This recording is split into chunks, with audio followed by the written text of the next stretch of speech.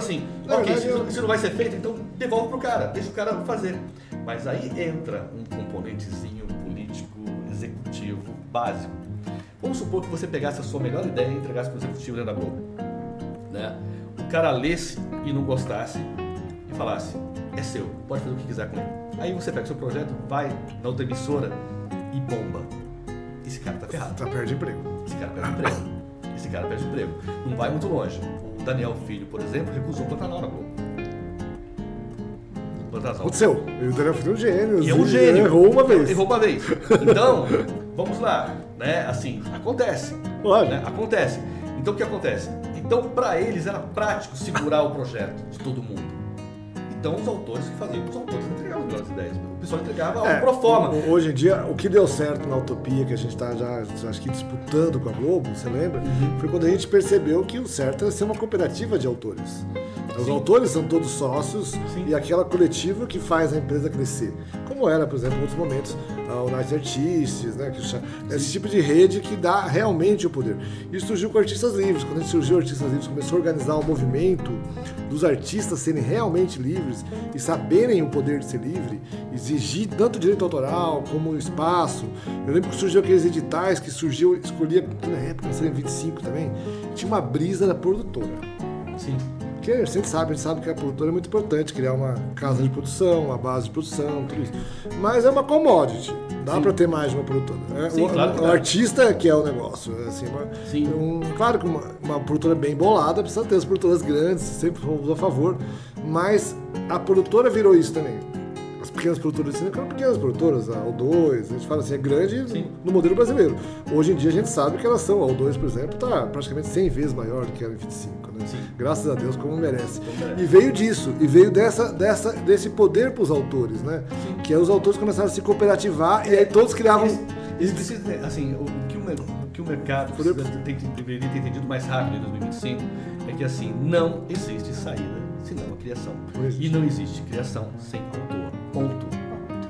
E tem a ver com isso de modelos que faz rápido. E na época, não vai ser IA que vai salvar. IA não vai acabar. E como tinha muito incentivo para esse filme careta, era impossível surgir arte livre.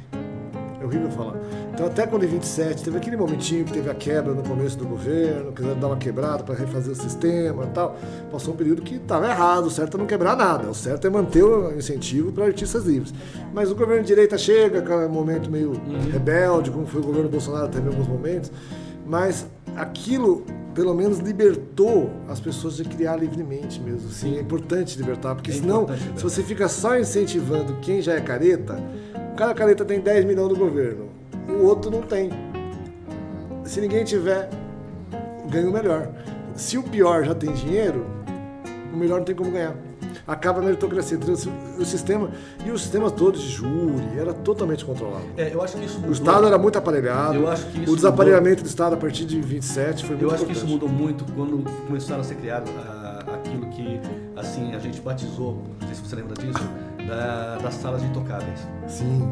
É o que a gente usou o princípio dos intocáveis. Lembra do filme Os Intocáveis, que ninguém podia tocar nos caras, porque aqueles caras tinham que quebrar barreiras para poder pegar os bandidos. Aí começaram a ser criadas redações intocáveis, que era o seguinte, pode falar o que quiser. Foi muito importante. Foi muito importante aquilo. Aquele princípio, né? Aquele princípio de salas intocáveis. Então, assim, era uma sala que você criava, onde você colocava, você pode falar qualquer coisa, o maior absurdo que for, né? Que foi dito lá dentro, né? Morreu lá dentro. E era uma sala que não podia nem entrar celular, nem nada. Não, maravilhoso. Eu também estou lembrando agora que até hoje é um modelo muito importante, esses júris populares, né? Quando o cinema, a gente se dissolveu da classe, porque eu não sei se você lembra, 25, gente, a classe decidia tudo. E como a classe era totalmente corporativa e woke, ela ficava lá com medo de tudo, puxando o saco, não queria queimar com amigo. Eu equacionei como mediocridade sistêmica. Sim. Existia uma mediocridade sistêmica que o médio, o medíocre foi ganhando cada vez mais poder. Quando a gente fez júri popular, lembra que a gente fez aqueles primeiros pitchings e fazia na internet, o público assistia, e não tem nada demais, o público escolhe a sinopse, já assistia a sinopse. Aquilo recuperou a potência. E aqui foi um reality show maravilhoso, né? Reality show de histórias, surgiu vários talentos novos. Foi tão gostoso aquilo. E surgiu vários talentos novos que a gente nem conhecia, surgiu gente de outros estados, que não eram da classe, artistas que estavam soltos aí, que ninguém conhecia, que não tinha esquema, ganharam reality show e foram filmes produzidos, foram os primeiros grandes sucessos. Então foi maravilhoso aquele momento. 27, acho que foi. 27, por aí. Mas eu acho que porque também teve uma fase muito assim do brasileiro ser muito imediatista, né? De querer sempre o resultado assim ali na hora. Essa sala foi muito importante porque às vezes de uma ideia absurda pode ser uma super ideia. Só que as pessoas tinham medo de expor essa ideia. Vou falar um absurdo, não. É aquilo que a gente comentou no início da conversa, entendeu? Assim, se não houver coragem de arriscar, de ousar, porque não adianta.